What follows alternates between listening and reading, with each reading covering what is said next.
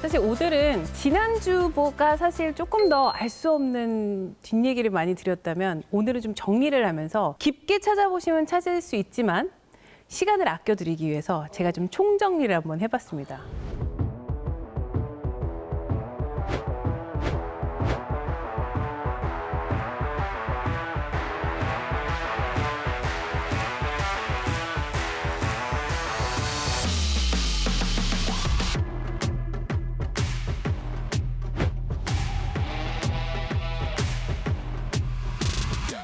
지난주에 가장 궁금하신 게 뭐였어요? 퍼센테이지. 그렇죠. 정확해. 수수료. 그래서 제가 제일 첫 페이지로 지금 여기 보면 제가 사진을 다 다른 걸 썼거든요. 어떤 게 다른 것 같아요? 지금 종목이 다 다르네요. 그쵸. 네. 바로 종목별로 수수료가 다릅니다. 이야. 이게 정해져 있진 않아요. 왜냐면 회사와 선수가 하는 일이다 보니까 그 안에 이제 조금 다르게 적용이 될 수는 있고요. 하지만 통상적으로 또는 협회에서 권장을 하는 수준이다라는 것으로 저희가 이제 폴스에서 나온 거를 토대로 레퍼런스를 가지고 왔거든요. 그러면 그래도 이제 그냥 가긴 이제 좀 친해졌잖아요. 한 주 봤으니까. 퀴즈를 좀 가져 그러면. 야구 가죠. MLB. 야구. 저 밑에 에인젤스, 마이크 트라웃 같은데 얼마 받을까요? 에이전트가. 우리가 찾아볼 건 이국 씨밖에 없는데. 나 잘 몰라요. 한 8%? 8%. 땡. 업앤다운? 다운. 다운. 8% 너무 받고 싶다. 갑자기 기분이 확 좋아지려고 아니 했어요. 미국이라고 해서 조금 높게 잡았죠. 다운? 그러면은 한 5%? 맞아요. 아유, 보통 아깝네. 통상적으로 5%를 받고 있고요. 그러면 다른 종목 어디 가볼까요? 뭘 더 가나요? 시간도 없는데 바로 보여드릴게요. 우와. 맨 왼쪽이 이제 NFL 미식 축구고요. 그 다음에 NBA 미국 농구, 그 다음 NHL 아이스하키, 그 다음에 MLB, FIFA, 골프 이렇게 제가 가지고 왔는데요. MLB 경우에는 통상적으로 5%가 맞아요. 3%를 받는 에이전시들도 있다고 들었고요. 우리나라 같은 경우도 KBO도 현재 권장은 5% 이하라고 되어 있어요. 그래서 보통 3%에서 5%를 가장 많이 받고 있고 NFL 같은 경우는 건당으로는 굉장히 높은 편이에요. 미식 축구 같은 경우는. 그래서 3%를 통상적으로 받고 있고요. NBA는 4%, NHL은 3에서 5, MLB도 제가 알기로는 3에서 5인데 5가 더 많다고 알고 있고요. FIFA 같은 경우는 조금 다르기는 해요. 3에서 5인데 축구는 이적료라는 게 있어요. 아시죠? 그리고 이적을 시키는 것도 에이전트의 업무 중에 하나예요. 우리나라에도 야구에도 분명히 그렇게 이적을 할 수 있는 뭔가가 있다면 사실 FA밖에 없는데 FA가 되기 전에 팀을 옮기는 걸 뭐라고 하죠? 트레이드. 트레이드죠. 트레이드. 되게 뒤에서 감탄을 하시니까 평상시 이미지가 어떤 거예요? 지금 여기서. 오늘 되게 정답 되게 잘 말하네. 오늘 다른 사람 같아요. 얼마나 멋있어, 오늘. 얼마나 가만히 있었던 거야? 트레이드가 있는데 트레이드에는 통상적으로는 금액이 없습니다. 그리고 트레이드를 할 때는 대부분 선수와 선수 맞교환이 많고요. 하지만 우리가 축구 같은 경우는 이적이라는 걸 굉장히 이야기 많이 하잖아요. 그래서 이적료가 얼마. 이게 굉장히 오래전에 예전에 이 이적에 대해서 소송을 하다가 결국은 이제 선수 측이 이겨서 결국 이적이라는 시장이 굉장히 자유롭게 된 거거든요. 그래서 이게 하나의 사업으로 자리를 잡게 된 게 FIFA예요. 지금 저희 같은 경우 당연히 KBO에서 갑자기 MLB로 보낼 수 없잖아요. 이적료 받고. 포스팅이라는 절차를 거쳐서 FA가 7년 차가 되면은 신청을 할 수 있는 룰들은 있지만 사실상 이렇게 마음이 맞았으니까 이적시킬 게 이게 없거든요. 그래서 FIFA 같은 경우는 선수한테 받는 경우도 있지만 에이전트라고 부를 때 다양한 종류의 에이전트가 있어요. 지금 말씀드린 것처럼 이적만 전문으로 하는 내가 선수가 없어도 선수와 구단사에서 이적만 하는 전문 에이전트들도 있고요. 그 구단만 전문으로 또 하는 에이전트들도 있고요. 매치 에이전트라고 해서 경기만 예를 들면 A매치 해서 성사를 시켜서 어느 나라에다가 스폰서십 받고 이런 매치 에이전트라고 해서 우리나라에서도 사실 에이전트 역사가 가장 길다고 할 수 있는 건 축구예요.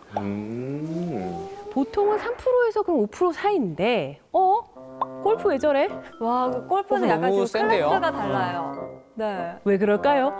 왜 저런 거죠? 개인 종목이라서? 상금 맞아요. 때문에. 스폰을 많이 붙일 수 있어요. 그렇죠. 사실은 손도 훨씬 많이 가고요. 인건비도 훨씬 많이 들고 예전에 골프 에이전트가 저한테 그런 얘기를 하더라고요. 대표님 너무 부러워요. 뭐가 부러우세요? 했더니 그래도 선수들이 경기를 뛸 수 있잖아요.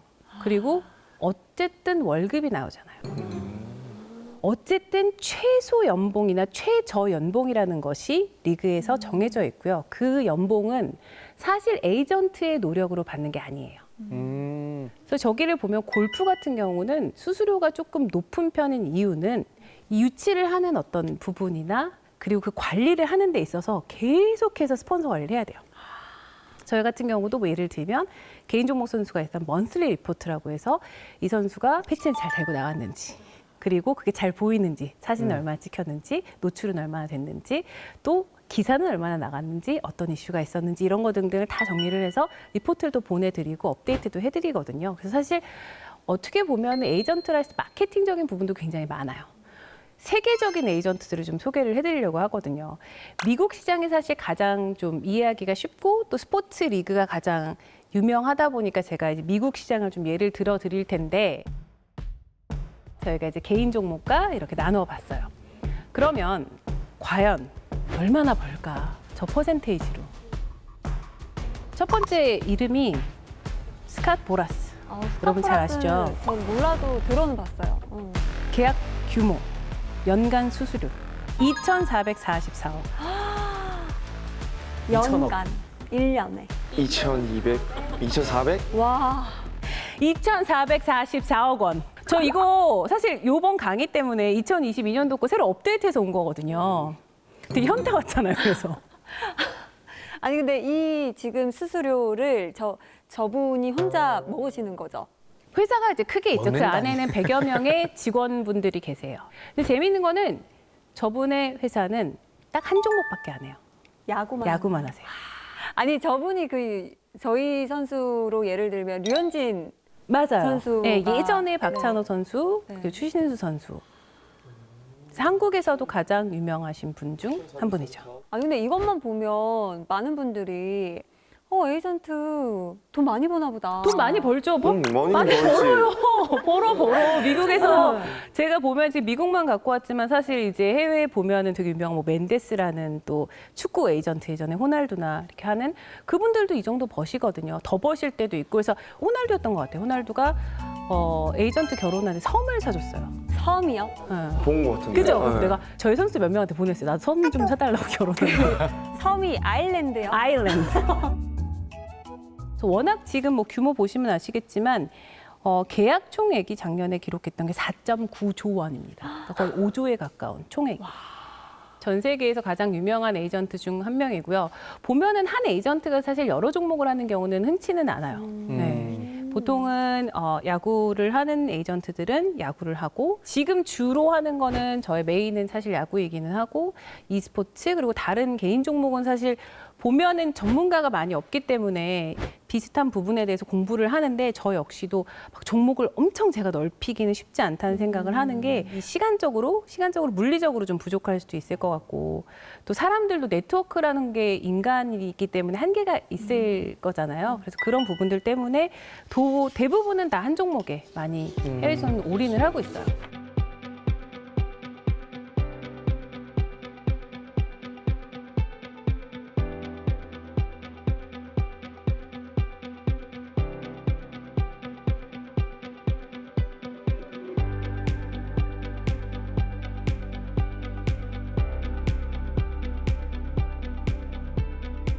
그러면 앞에는 저희가 에이전트, 그건 사람이잖아요. 그러면 저희 같이 또 저는 에이전트이자 에이전시를 하고 있는 사람인데 그래서 에이전시라는 게 사실은 미국에선 더 회사들이 유명한 데들이 많이 있거든요. 그래서 저희가 알아봤을 때 제일 유명한 이제 에이전시, 가장 이제 돈을 많이 번 에이전시 순서대로 제가 좀 조사를 해서 가지고 왔거든요. CAA, 와서맨, WMG, 엑셀, 옥타곤. 아까 봤던 보라스는 6위에 있어요. 왜요? 한 종목만 개인으로 그렇죠. 한 종목만 하기 때문에 다른 종목을 보면 중간에 제가 그래서 키스포츠라고 알려드렸는데요. CA 같은 경우는 풋볼, 바스켓볼, 하키, 베이스볼, 서커 축구까지도 다 해요. CAA가 최근에 우리나라에서 또 굉장히 유명해진 이유가 있어요. 우리나라 선수가 갔나요? 손흥민 선수. 아. 그리고 또 유명한 선수죠. 오타니 쇼헤이가 있는 회사로 매우 유명해요. 여긴 단순히 선수들만 하는 게 아니라 마케팅도 굉장히 활발하게 하고요. 스폰서십. 그러니까 우리가 생각하는 뭐 단순히 선수들 스폰서십뿐만 아니라 보통 이제 구단들 가보면 막 구단들의 패치도 붙이고 또 그 네. 바깥에 뭐 있고 네이밍 스폰서도 하고 굉장히 많잖아요. 그리고 뭐 예를 들면 엄청나게 큰 뭐 F1 대회. 싱가포르에서 열리는 F1 대회 같은 경우도 CA에서 주최를 하는 거거든요. 그래서 정말 다양한 우리가 알만한 엄청나게 많은 스포츠 이벤트 마케팅도 하고 있는 이제 어떻게 보면 정말 종합 에이전시죠.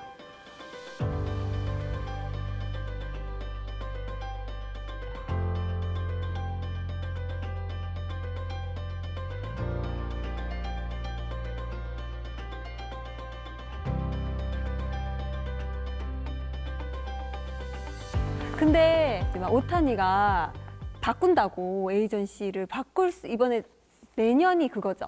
올해 끝나고 나서 FA가 맞아요. 그렇죠. 그때 이제 보리스와 손을 잡냐 안 잡냐. 보리스요? 보라스. 보라스와 손을 잡냐 안 잡냐 막 그런 얘기를 엄청 기사에서 많이 얘기하더라고요. 굉장히 좋은 포인트였는데 에이전트라는 직업이 가끔은 좀 슬픈 거는요. 저는 선수들 전화를 받을 때 장난을 칠 때 그렇게 받거든요.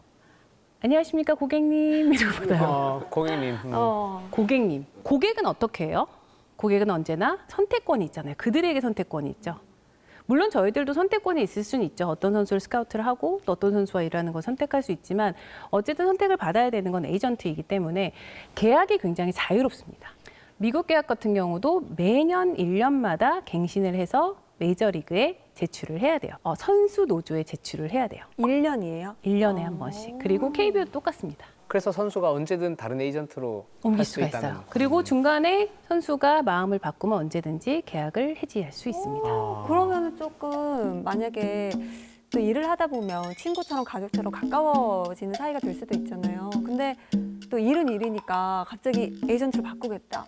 이러면은 조금 섭섭할 수도. 너무 서운할 것 같아요. 서운할 수도 있기는 한데 저는 항상 생각을 하는 게 그들도 분명히 서운했으니까 바꿀 거예요, 아마. 저는 그래도 자유로운 게 맞다고 생각을 항상 하고 저도 한국에서 처음에 이 에이전트 제도가 자리 잡을 때 컨설팅을 계속 할 때도 저는 선수들에게 자유를 주는 것이 맞다고 계속 이야기를 사실 했어요.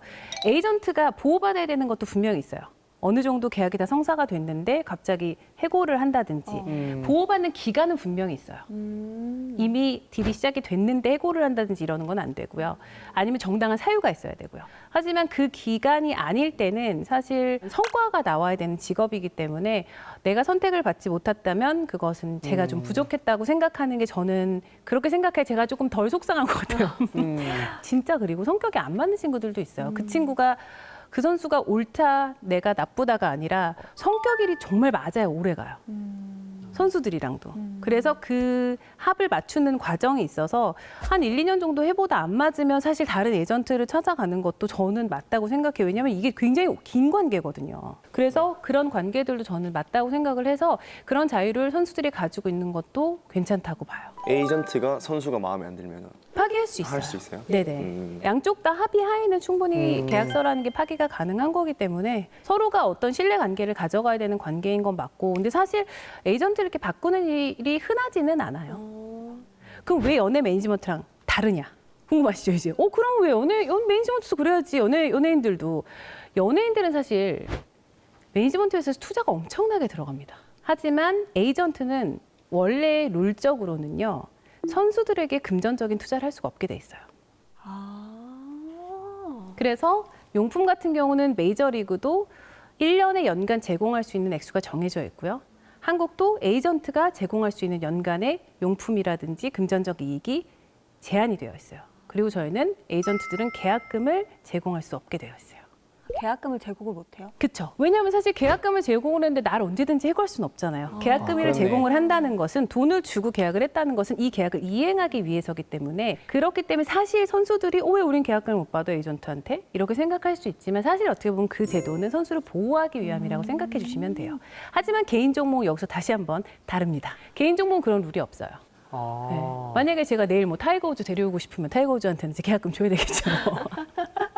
그런 것처럼 개인 종목은 좀 다르고요. 지금 제가 말씀드리는 거는 각 리그마다의 룰이에요.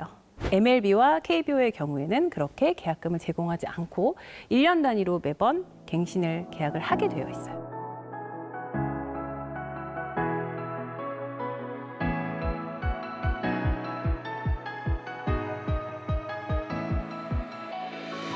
회사를 운영하다 보니까 사실은 저는 에이전트 할 때가 제일 재밌고 행복해요. 그래서 저는 농담으로 맨날 난 그냥 에이전트만 하고 싶어. 누가 회사 운영해주면 그냥 에이전트만 하면서 지내고 막 선수들이랑 이렇게 막 얘기하고 선수 관리하고 이런 게 너무 좋더라고요. 저는. 그게 정말 잘 맞나 보다. 잘 맞아요. 네.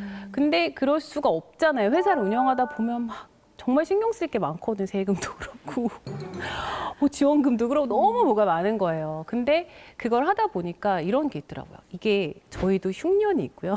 풍년이 있습니다.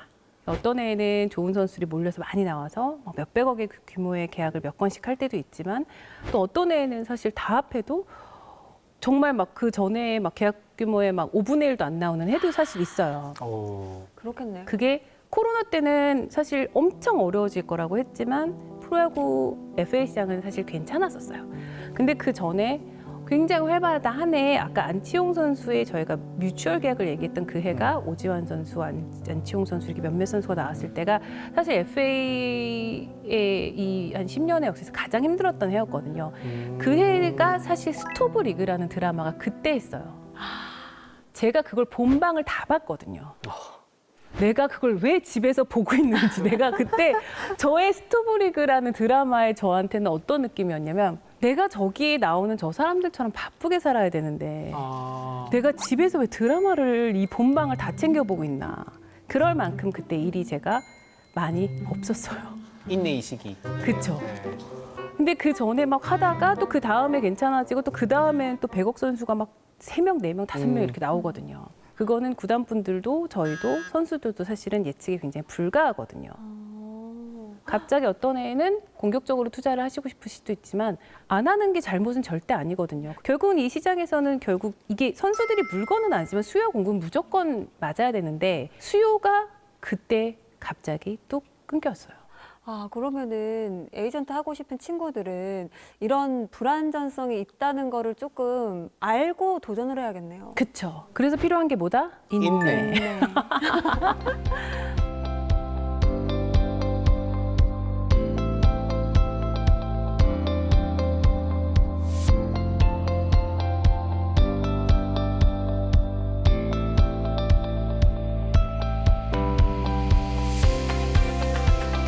이제는 제도가 생겼다고 설명을 드렸잖아요. 그래서 공식적인 제도가 있는 리그가 KBO, FIFA 그리고 LCK입니다. LCK는 리그 오브 레전드. 지금 에이전트 제도가 생겼고요. 보면은 이게 2023년도에 변화가 꽤 있었어요. KBO는 2028년도에 공인 선수 대리인 제도가 도입이 됐고요. FIFA는 올해 FIFA 에이전트 제도가 부활했습니다. 근데 부활한 이유가 뭔가요? FIFA는 이제 글로벌에서 다시 아마 에이전트의 그 제도를 부활을 시키면서 교육도 하고 그러는 걸로 알고 있고요. FIFA 같은 경우도 영어로 봐야 돼요, 지금. 그래서 국내에서 활동을 하려고 해도 FIFA 에이전트 자격증을 취득을 해야지만 축구 에이전트로 활동을 할 수가 있어요. 지금 제가 놓은 3가지는요, 우리나라에서 활동을 하기 위해서 공인 에이전트가 필요한 종목을 적어 놓은 거예요. 지금 현재 뭐 농구나 뭐 배구나 다른 종목들은 에이전트가 허가돼 있지 않습니다. 적어도 요 3가지는 커리큘럼이 있다. 그렇죠. 왜냐하면 공부할 수 있는 자료가 있다. 공식적으로 통과해야 되는 시험이 있고 그 시험을 통과하고 원서도 내야 되고 뭐 금액도 소장을 내야지만 자격증이 발부가 되는. 그래서 공식적으로 선수의 대리인이라고 말할 수 있는 자격을 주는 리그입니다. 아, 그럼 여기 있는 것만 자격증이 있어야 활동을 할 수 있는 거고 그렇죠. 지금 우리나라에서 이거 외에는 자격증이 없어도 활동을 할 수가 있는. 대부분 근데 활동을 할 수가 없다고 보셔도 돼요. 아까 같이 예를 들면 골프, 테니스 이런 건 상관없어요. 개인 종목이기 때문에 전혀 상관이 없고 팀 종목에 한해서는 아직 뭐 우리가 유명하다고 우리나라에서 많이 하는 농구나 배구 같은 경우는 대부분의 선수들이 에이전트가 없이 활동하고 있습니다. 뭐 있어도 협상하러 못 들어갈 텐데 뭐. 맞아요. 예전에도 사실 그 당시에 한 2015년도, 2016년도에도 에이전트라고 저희가 활동을 해도 주로 매니지먼트 업무만 하고요. 연봉 협상을 들어갈 수는 없었어요. 자료는 좀 받았어요. 네, 맞아요. 자료. 정확하게 기억하시네요. 자료도 저희가 제공도 하고 좀 가이드라인을 드렸어도 공식적으로 활동을 하는 거랑은 좀 다르잖아요. 그래서 지금 공식적으로 제도가 이렇게 도입된 지는 우리나라가 얼마 안 됐어요. 그래서 그 수많은 직업 중에서 이렇게 이야기가 많이 모를 수밖에 없는 부분이 제도가 공식적으로 이렇게 된 지가 얼마 안 됐기 때문에.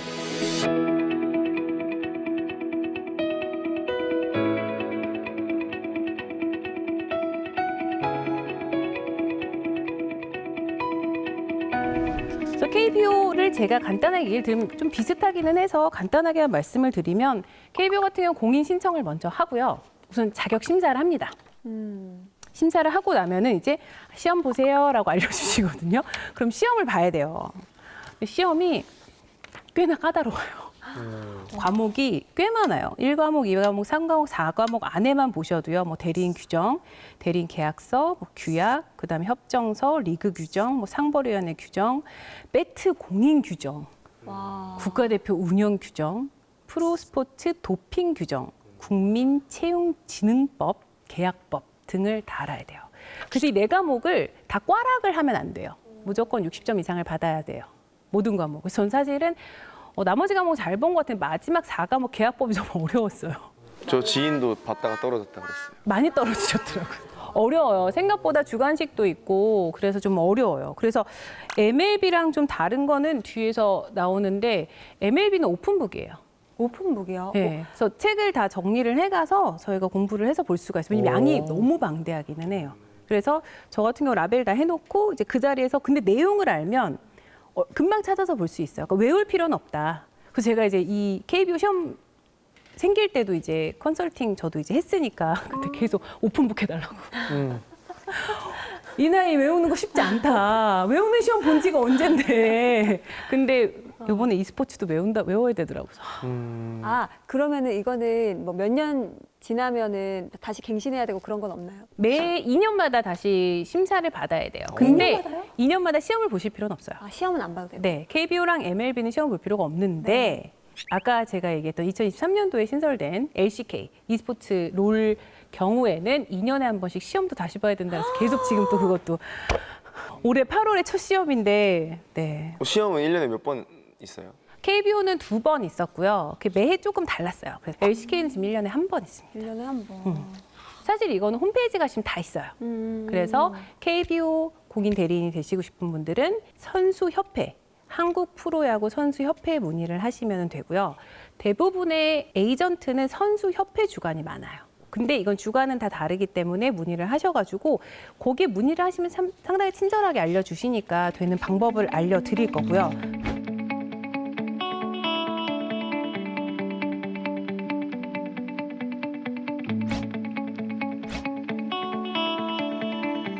MLB가 사실은 굉장히 비슷해요. 근데 다른 점이 딱 하나 두 가지가 있는데 가장 크게 다른 점은 미국은 자격증이 2가지 종류가 있어요. MLB에는. 하나는 제너럴이 있고 하나는 리미티드라고 있는데 한 자격증은 모든 활동을 할 수 있어요. 계약도 할 수 있고 마케팅 활동도 할 수 있고 다양하게. 매니지먼트 활동을 할 수 있는 모든 것을 할 수 있는 자격이 주어지고요. 리미티드라는 자격을 따게 되면은 이거는 선수의 계약을 담당할 수는 없어요. 선수의 계약과 협상을 담당할 수는 없어요. 구단에 들어가서 계약하는 건 안 되게 돼 있어요. 그게 제한이 돼 있는. 그렇죠. 회사를 이렇게 에이전시들이 많잖아요. 그러면 계약을 담당하는 사람도 있지만 아닌 사람들도 많이 있기 때문에 그 사람들을 구분을 하기 위해서 2가지 다른 그 자격을 주어지게 됐어요. 아, 그러면 2종 오토랑 1종, 1종 그렇죠. 그렇죠. 같은 거네요. 너무 찰떡 같은 비유신데요. 네, 그렇게 차이가 있고 또 하나 차이가 있는 거는 미국은 자격증을 먼저 주지 않고요. 40인 로스터라고 하는 메이저리그 로스터가 있거든요. 그 선수가 나를 선택을 해줘야지만 에이전트가 될 수 있어요. 그러면 나는 자격이 없는데 선수가 나를 계약을 해줘야지만 에이전트 자격증이 되면 약간 좀 순서가 애매하기는 해요. 그래도 어쨌든 40인에 등록되어 있는 선수가 나를 지명을 해줘야지만 나는 제너럴 에이전트가 될 수가 있어요. 선택받아야 돼. 선택받아야 돼요. 우리나라 같은 경우는 자격증을 먼저 주시고요. 그런 다음에 2년 이내에 선수 영입을 해야지 그 자격이 유지가 돼요. 그래서 그 조건이 조금 다릅니다. 그래서 메이저리그는 사실 그냥 시험만 본다고 자격증이 나오지 않아요. 그게 사실 제일 어려워요. 시험도 어려워요. 그리고 비싸요. 비싸고 매년 갱신도 200만 원씩 내야 되고 200만 원 내면서 갱신해야 돼요? 네, 매년 갱신도 해야 되고 또 세미나도 1년에 한 번 무조건 참여를 해야 되고요. 까다롭네요. 까다롭다. 그럼 이거를 어쨌든 두 개 다 취득을 하신 거잖아요. 그쵸. 선장님이. 네. 와. 괜찮습니다. 와. 이건 대단하다. 리스펙트. 네. 와. 네. 그리고 사실 중요한 건 어떤 분은 이걸 따시려고 하다가도 우리나라 에이전트분들이 이 갱신 수수료가 사실 계속 선수가 메이저리그에 없어도 내야 되니까 부담스러우실 그렇네요. 수 있어요. 충분히. 그런 부분들 때문에도 이제 취득을 꺼려 하시는 분들도 있더라고요. 그 정도 마이너스 통장은 네, 인내를 해야 돼요. 그렇죠. 인내입니다. 인내하라.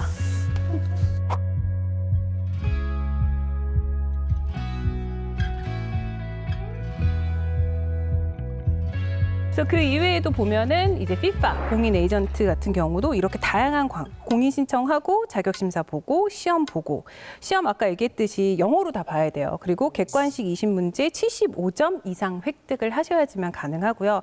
또 LCK 공인 에이전트 같은 경우도 똑같이 접수하시고요. 자격 심사 있고요. 또 세미나를 하고 그리고 시험을 거치신 다음에 활동을 하셔야 돼요. 또 2년마다 또 시험 봐야 많죠. 돼요.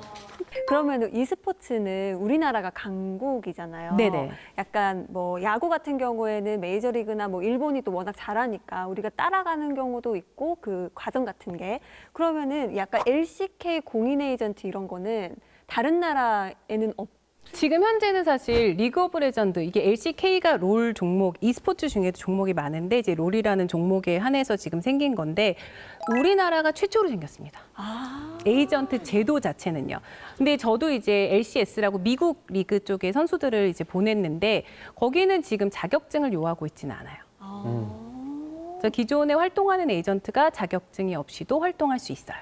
그럼 이번에 또 시험 합격하면 또 1번이네요. 아마 세 개 다 갖고 있는 건 1번이 아니에요. 우와. 최초, 최대라는 수식어를 가장 많이 가지고 있는 에이전트 아니실까요? 감사합니다. 우리 보물지도에 나온 최초의 에이전트입니다. 그렇죠. 그럼요. 최초의 LCK, KBO, MLB 에이전트. 와우.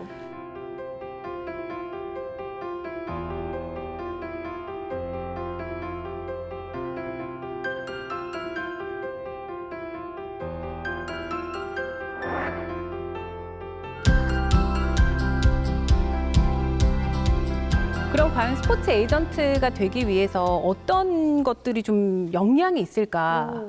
직업 윤리, 종목 이해도, 네트워크, 커뮤니케이션 능력, 외국어 능력, 그리고 기타 다른 능력들을 제가 정리를 해봤거든요. 그래서 직업 윤리라 하면 사실 선수들과의 신뢰성이 굉장히 중요하고요. 선수뿐만 아니라 구단들과도 제가 처음에 에이전트 일 배웠을 때 굉장히 유명한 아까 리스트에도 있었던 에이전트였는데 무슨 얘기를 하다가 저한테 그런 얘기를 하더라고요. 절대 거짓말을 해서는 안 된다는 얘기를 거기서도 들었었어요. 그게 무슨 뜻이었냐면 선수에게도 당연히 정직해야 되고요. 투명해야 되고요. 선수한테 그래서 과정을 다 저는 굉장히 가감없이 다 이야기를 해줘요. 상처를 받아야 될 부분만 제외하고는 알려줘야 될 모든 건 저는 알려줘야 된다고 생각을 해요. 그리고 저희는 사실 숫자를 이야기를 하는 경우가 많기 때문에 불필요한 얘기는 사실 많이 안 하려고 노력을 하고 꼭 이야기해야 될 부분들에 대해서는 이야기를 많이 나누려고 하는 부분이 없었던 얘기를 막 하는 경우도 좀 있을 수 있잖아요. 뭐 이런 게 진행 중인데. 근데 저는 항상 얘기하는 게 기대치를 너무 높여놓으면은요, 안 됐을 때 실망감도 굉장히 커요. 그렇기 때문에 그런 뒤를 생각을 한다면 저는 소탐대시라는 되게 좋아하는 게 눈앞에 잠깐 위기를 모면하거나 아니면 어떤 이익을 탐하면 나중에 그게 저는 큰 화로 돌아온다고 생각을 하고 특히나 이런 정직이라든지 투명을 베이스로 해야 되는 비즈니스 안에서는 저는 그게 굉장히 큰 덕목이라고 생각을 해요. 그럼 역으로 이제 선수가 좀 나중에 더 기뻐했으면 좋겠는 마음에서 숨기고 있다가 안 돼, 안 돼. 서프라이즈 안 돼. 더 그 기뻐할 수도 사이에 있잖아요. 그 사이에 아까처럼 기분 나쁘니까 다른 데로 가면 어떡해요? 아, 그럴 수도 계약하기. 있겠네요. 네. 선수들도 사실 가장 원하는 거는 그럴 수 있는데 그건 이제 애인 관계 때 이제 아. 숨겨놨다가 서프라이즈 이렇게 하면 이해관계가 있잖아요. 사랑이 베이스지만 저희가 막 사랑이 베이스는 아니어서 리스크가 있네요. 리스크가 좀 있습니다. 그래서 저는 보면은 선수들도 원하는 게 사실 그 과정에 대해서 이야기를 많이 해주는 걸 제일 저는 경험상으로는 제일 좋아하는 것 같아요. 나중에 추후에 보면 그게 본인한테 굉장히 도움이 많이 돼요. 그리고 그만큼 이해랑 에이전트가 얘기하는 거는 다른 건 몰라도 그건 거짓말은 아니야. 그래야 그 다음으로 넘어갈 그렇죠. 수가 있는데요. 예. 그게 제가 이렇게 했대는데 지난번에 제가 아니던데 이러면 제가 사실을 이야기를 해도 사실은 그 협상이 잘 될 수가 없죠. 그래서 가장 중요한 덕목 중 하나가 직업윤리가 사실 다양하게 있는데 너무나도 당연하지만 어떤 사실관계에 의해서는 절대 거짓말을 하면 안 된다. 그리고 다음으로 필요한 게 또 저희는 전문성. 에이전트는 선수에게 돈을 많이 벌어다 주는 존재여야도 하죠, 사실은. 그렇지만 그거보다 더 중요한 거는 선수가 피해를 보지 말아야 돼요. 그래야지만 이익을 받을 수 있거든요. 그렇기 때문에 제일 처음으로는 내 선수가 절대 보호받아야 되고요. 내 선수가 절대 피해를 보지 않게 하기 위해서는 그 규정을 잘 알아야 돼요. 잘 알지 못하면 사인하지 않아야 되는 서류에 사인을 할 수도 있고요. 또 하지 말아야 될 이야기를 또 한 경우도 있어요. 선수들은 잘 모르니까.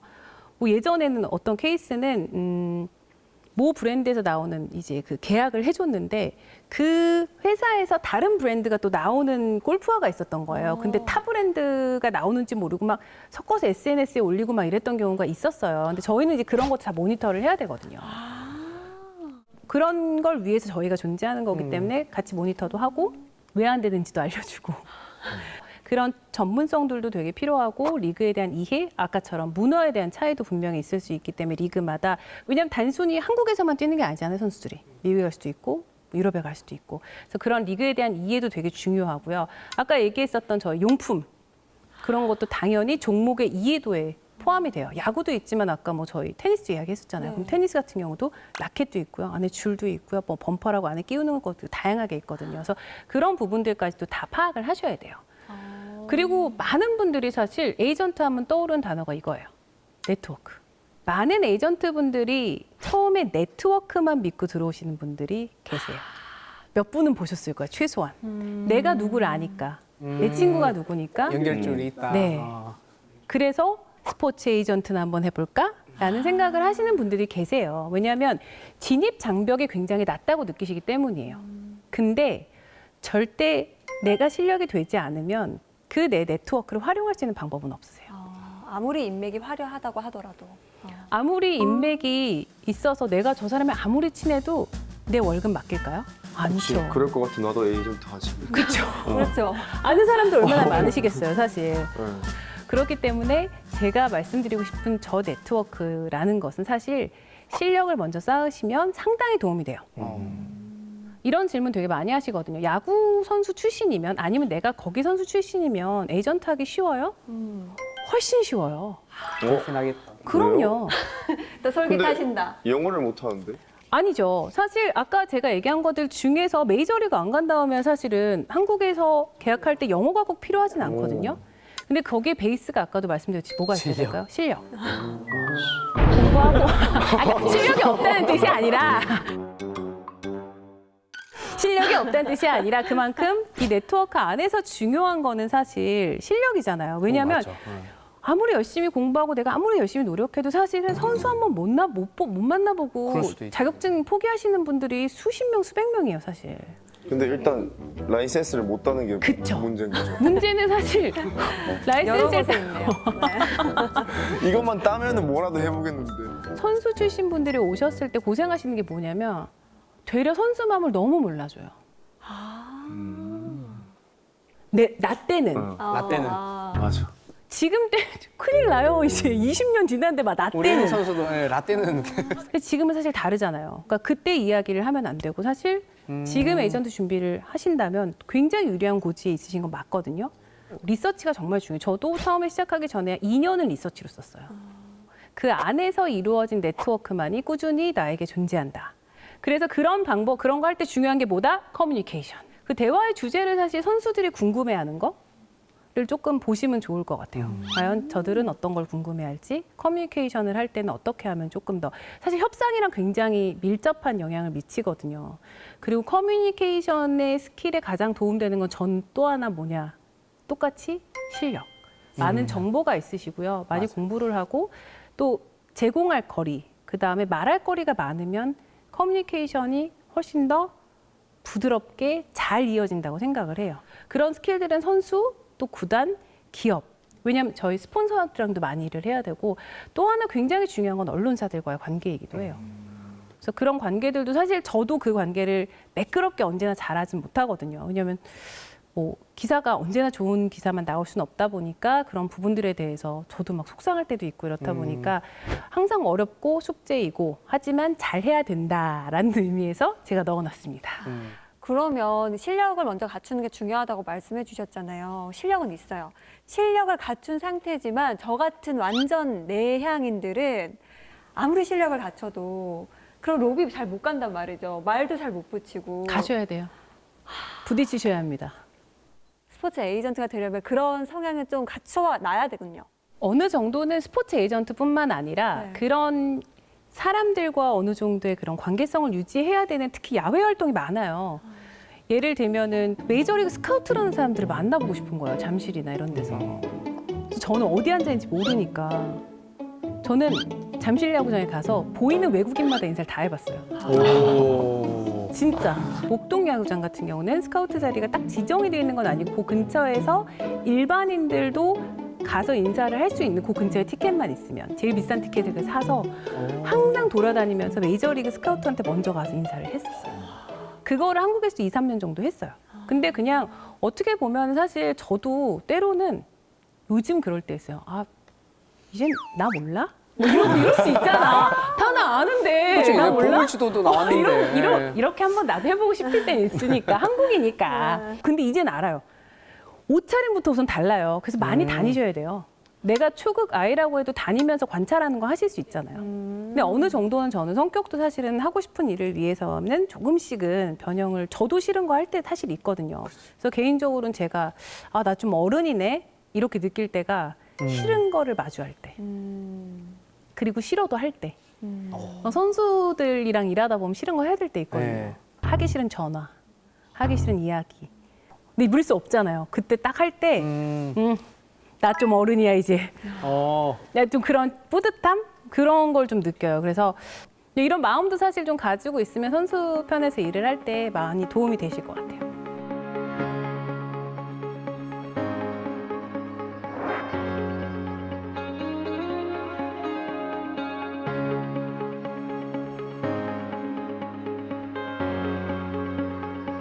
그 다음에 방금 전에 얘기했던 바로 뭐? 외국어 능력. 근데 이거는 플러스의 요인이지 꼭 마이너스는 전 아니라고 생각해요. 근데 만약에 지금 이 프로그램을 보시는 분들이 좀 어린 중고등학생이다라고 하면은 저는 에이전트를 꿈꾸면 1번으로 뭐를 할까요? 라고 하면 다른 거 다 제끼고 전 외국어 하라고 그러고 싶어요. 1번 영어. 그 다음에 만약에 한 개 정도 더 외국어를 하고 싶다 그러면 스페인어. 아, 스페인어. 네. 왜냐하면 축구도 그렇고 야구도 그렇고 워낙 스페인어를 쓰는 나라의 선수들이 많기 때문에 두 언어를 해두시면 사실 굉장히 유리하세요. 일을 하실 때. 그래서 저는 외국어는 필수는 아니지만 상당히 중요한 포인트가 될 수는 있다. 하지만 외국어를 못한다고 포기하실 필요는 절대 없어요. 왜냐하면 통역도 있고 이렇기 때문에 뭐 파트너도 있을 수 있고 이렇기 때문에 절대 부담은 가지시지 말되 지금 그럼 막상 시작하면 뭐 해야 돼요? 이렇게 많이 물어보시잖아요. 그러면 저는 외국어를 추천해 드리고 싶어요. 오늘 당장 시작한다면 뭐를 해라? 영어. 영어. 네. 또 선수들 같은 경우도 뒤늦게 영어 공부 시작하시는 분들 많으세요. 그래서 보면은 외국어 능력은 뭐 해외 파트너들이랑 아까 파트너십을 할 때도 유리하시고요. 계약서 검토를 할 때 해외 출장을 할 때도 굉장히 용이하고 마지막 기타에 제가 넣어놓은 이제 1번이 사실은 저는 이건 필수라고 봐요. 운전. 운전. 잘하는 거 하나 나왔다. 정말 운전을 하고 돌아다닐 일이 너무 많아요. 저희 직원 중에 제가 이제 연봉상 자료 제일 잘 만들고 정말 계약서 검토도 너무 잘하는 친구인데 운전을 못해요. 연봉 삭감.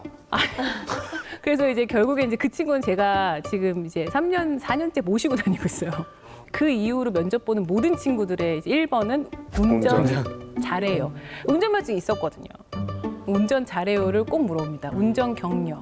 왜냐하면 에이전트가 사실 운전도 많이 해야 되고요. 체력도 되게 좋아야 돼요. 돌아다녀야 그리고 되니까.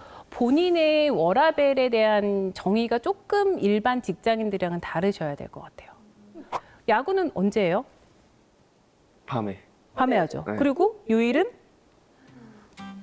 응? 요일. 여기 언제 하세요? 화수목금토일. 아, 내가 봤을 때 말을 안 하신 이유가 집중을 안 하시는구나. 이쯤 되면 지금 그쵸, 집중 떨어졌어, 떨어졌어요. 지금. 전 이해해요. 야구 선수들의 집중력은 사실 맥시멈이 3시간이고요.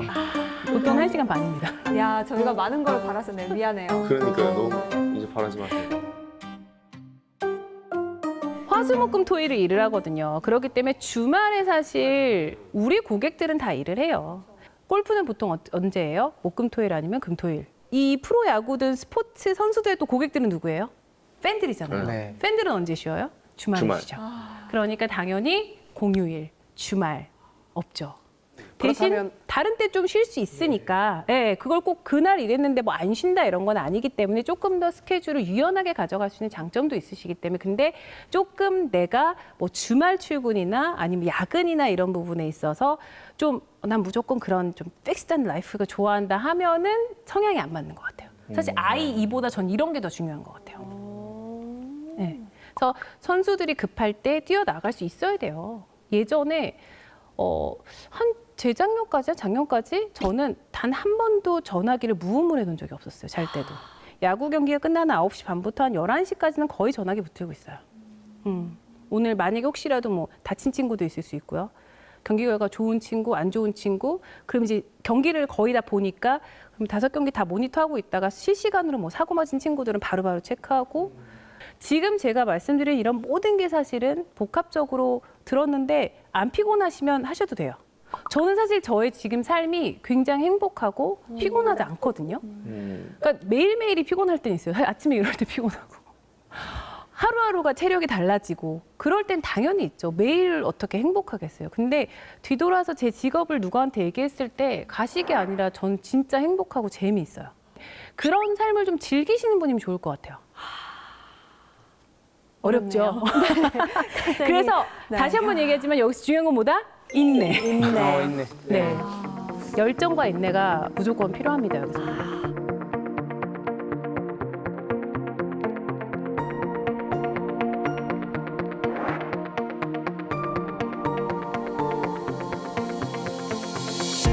많이 물어보시는 게 그거거든요. 그래서 그럼 시장성이 있어요? 라고 하면 저는 있다고 대답을 드리고 싶어요. 왜냐하면 아직도 제가 봤을 때는 충분히 들어오셔서 활동하실 수 있는 부분들이 많이 있어요. 그리고 좋아하시는 분들이 오시면은 아까 제가 말씀드린 인내라는 단어가 사실 필요 없으실 거예요. 그만큼 재미있고 지금은 많은 프로그램들을 통해서 선택할 수 있는 길이 좀 있거든요. 저희 회사에서도 많이 이제 활용을 하는 프로그램 중 하나가 인턴 프로그램이 요즘은 많이 지원이 돼요, 나라에서. 인턴이 있어요? 네, 그래서 저희 회사 같은 경우가 가장 이제 많이 쓰는 프로그램 중에 하나가 뭐 국민체육진흥공단이라든지 대한체육회라든지 나라에서 지원을 해주는 사업들이 꽤 많아요. 저 프로그램을 통해서 들어왔던 친구들 중에 직접 경험해보고 너무 감사하다고. 에이전트랑 저랑 너무 안 맞는다고. 아 진짜 큰일 날 저는 뻔했다고. 그냥 진짜 저한테 간접 경험을 해봐야지. 간접? 너무 똑똑한 친구인 거예요. 저는 너는 왜 에이전트가 하고 싶냐고. 정말 대기업 다 입사 이미 합격하고 이랬는데도 대표님 회사를 들여오기 위해 지금까지 기다렸다며. 근데 3개월 후에 나갈 때 제가 2개월째까지만 해도 저한테 그랬거든요. 남겠다고. 그 저는 그 친구를 키울 생각으로 고용을 했었거든요. 근데 3개월째에 본인이 힘들 것 같다고 얘기를 해주더라고요. 저는 이 프로그램이 사실 그런 것 같아요. 뭐 꼭 될 사람이 오라가 아니라 되고 싶은 많은 사람들이 경험을 해보고 또 그만한 응당한 대우를 받고 그 경험을 통해서 자기의 인생을 선택할 수 있는. 왜냐하면 이 프로그램이 아니었으면 꿈만 계속 꾸고 몇 년을 허비했을 수도 있잖아요. 근데 요즘 이런 프로그램들이 많으시니까 좀 활용을 하시면 좋을 것 같아요. 그래서 그 친구는 나간 이유가 뭐였냐면 자기 친구들이 다 대기업에 다니더래요. 아, 또 그런 걸 무시할 수가 없어요. 없어서. 내 성격과 나의 미래를 바라보는 나의 어떤 성격도 되게 중요하다고 저는 바라보거든요. 그렇기 때문에 남들 눈이 중요한 사람들 있죠. 그리고 솔직히 전 중요하다고 봐요. 어느 정도는. 다 무시하고 살 수는 없잖아요. 우리가 사회적 동물인데. 맞아요. 그렇기 때문에 난 다 상관없어. 이런 성격도 있지만 아닌 성격도 있기 때문에 내 미래에 대해 선택을 할 때는 저런 인턴십 프로그램들을 통해서 다양한 정보도 얻으시고 경험도 쌓으시는 게 저는 되게 좋은 것 같아서 또 하나의 프로그램은 이렇게 선수들, 출신들이 에이전시에서 이렇게 지원을 해서 일하실 수 있는 기회를 또 줘요. 오. 선수 지원 프로그램이라고 해서 저희도 지금 심지어 너무 그렇게 해서 좋은 분들도 많이 만났고 꼭 프로에 가지 못하신 분들도 사실 많아요. 아까 뭐 FA 못했다고 하시지만 사실 프로에서 1년도 못 뛴 친구들도 얼마나 많아요. 그런 친구들도 이제 와서 처음에는 진짜 타이핑 이렇게 하거든요. 안 해보셨으니까. 완전 독수리네. 네. 게임 말고는 안. 그렇죠. 또 할 일들 없고. 파워포인트도 만들고 엑셀도 쓰고 구글도 쓰고 아. 다 하시거든요. 그렇게 해서 오면은 사실 또 저도 좋은 기운도 많이 받고 또 어떤 게 필요한지 선수들한테 출신으로서 많이 물어보고 도움도 받으니까 그런 다양한 좀 부분들을 서치를 많이 하시다 보면은 그런 프로그램들이 다양하게 있으니까 그러면 이런 프로그램도 없고 만약에 뭘 해야 된다라고 하면은 저는 우선 스포츠에 관련된 다양한 경험을 많이 쌓으세요. 어떤 회사가 됐든 도움이 되시는 거는 분명하니까 그런 활동을 통해서 스포츠 에이전트가 되는데 분명 도움이 되실 거라고 생각을 하니까 저는 무조건 다양한 활동을 하시는 걸 권해드리고 싶어요. 그럼 그 프로그램으로 인욱 씨 영입하는 거는 어떠세요, 선장님? 가능할 거예요, 아마. 그게 프로그램에 지원을 하시면은 거기서 이수를 해야 되는 시간이 있나 그런 걸로 알고 있거든요. 그래서 거기 설명 들으시고 나면은 매칭을 해주세요. 그럼 여기로 못 갈 수도 있는 거네요. 못 갈 수도 있죠. 근데 말을 할 수는 있어요. 나는 어떤 회사로 가고 싶어요. 그리고 저도 그때 뽑을 때 이제 말씀을 드릴 수 있어요. 저희는 올해 마케팅에 관련된 관심 있는 친구 있으면 그쪽 일을 시킬게요. 왜냐면 저희가 갑자기 마케팅 관심 있는 와서 뭐 그 스탯이나 이런 거 맡길 수는 없으니까. 그래서 그런 것들을 하니까 좀 다양하게 본인이 정말로 원하면 찾으시면 길은 열려 있다라고 말씀을 드리고 싶어요. 그리고 또 저희 같은 경우도 매년 이제 응답하라 에이전트라 그래서 제가 처음에 에이전트가 되려고 하니까 너무 길이 안 보이더라고요. 그래도 좀 이런 이야기를 직접적으로 이야기를 좀 진짜 찐 에이전트 이야기를 들려주고 싶어서 이제 작년 빼놓고 매년 했었는데 이 시간에는 왜 응답하라 에이전트냐면 질문만 받아요. 강의가 없어요. 왜냐하면 사실 강의는 제가 이렇게 하는 거 많이 있잖아요. 그러니까 보고 오신 분들한테는 질문만 받아요. 그러면 진짜 Q&A. 네, Q&A로 해서 대신 들어오실 때 이제 작성을 하죠. 비밀 유지 서약서를 좀 받죠. 왜냐하면 그래야 좀 더 생동감 있는 말을 이야기를 좀 들려드릴 수 있으니까 아주 뭐 비밀 얘기는 못하죠. 하지만 조금 그래도 재미있는 이야기를 들려드리기 위해서 매년 그런 것도 하고 있으니까 저희뿐만 아니라 사실은 에이전트에 관련된 그런 스포츠 강의나 이런 것도 많이 있으니까 다양한 경험을 좀 쌓으시면 그래도 에이전트 또는 스포츠 에이전시에 입사를 하시는 데 도움이 되시지 않을까 생각이 듭니다. 와. 생각보다 이게 어려워 보이지만 간 볼 수 있는 기회도 있으니까 여러분들. 간보다 네. 거야? 그러니까 이제 저는 간접 괜찮은 체험해볼 것 수 같아요. 있는 네. 그 기회가 있기 때문에 나쁘지 않다고 봅니다. 그러니까 저는 한 내년쯤에 인욱 씨가 선장님 회사에 앉아서 독수리 탑법 하고 계시지는 않을까 살짝 상상은 해봤어요. 그리고 한 3, 4년 뒤에 내가 여기 있을 거야. 와우. 저는 와우. 진짜 좋을 것 같아요. 좋은 에이전트 분들이 많이 생기면 저는 파이가 넓어진다고 생각해요. 물론 연봉이나 FA는 한정돼 있지만 사실 그 이외에 부수적인 사업들이 아직도 무궁무진하게 많이 열려 있는데 그만큼 인력이 없어서 안 되는 것들도 되게 많거든요. 그래서 저는 좋은 에이전트 분들이 많이 오셔가지고 같이 좀 활동도 하고 코업도 하고 이랬으면 좋겠어요. 영역을 더 넓혀갈 수 있는 아직 그럼요. 가능성이 많으니까. 스포츠는 아직도 저는 영역이 많다고 봐요. 해외 사례를 봐도 그렇고 아직은 우리나라가 저는 좀 시장이 열려 있고 많이 남아 있는 분야가 스포츠라고 생각을 하거든요. 그래서 예능 같은 경우도 많이 돌았다 스포츠 예능도 왔었고 사실 엔터 부분은 워낙 대한민국이 이제 발전을 많이 했잖아요. 근데 스포츠도 물론 발전을 많이 했지만 더 발전할 수 있는 포텐이 아직 남아 있는 분야라고 믿기 때문에 좋은 분들이 많이 오시면은 충분히 아주 재미있는 일들을 많이 만들 수 있을 것 같아요.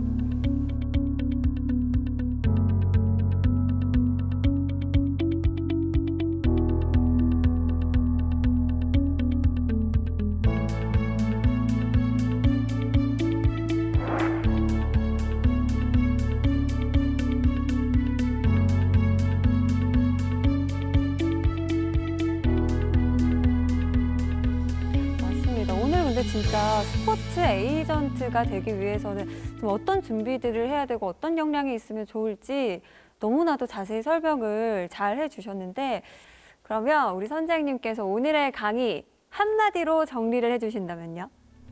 에이전트는 실력이다.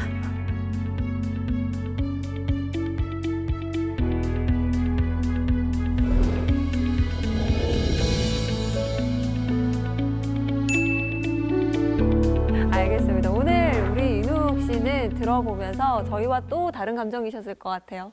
사실 뭐 얘기 듣다 보면서 이제 에이전트라는 이 직업이 선수 때는 조금 당연히 이제 받아야 되는 거고 당연히 이용을 하면 되는 거라고 생각했는데 이런 뒷이야기가 있다라고 들으니까 되게 그때 생각을 잘못했다라고 생각을 많이 하고 있어요 지금.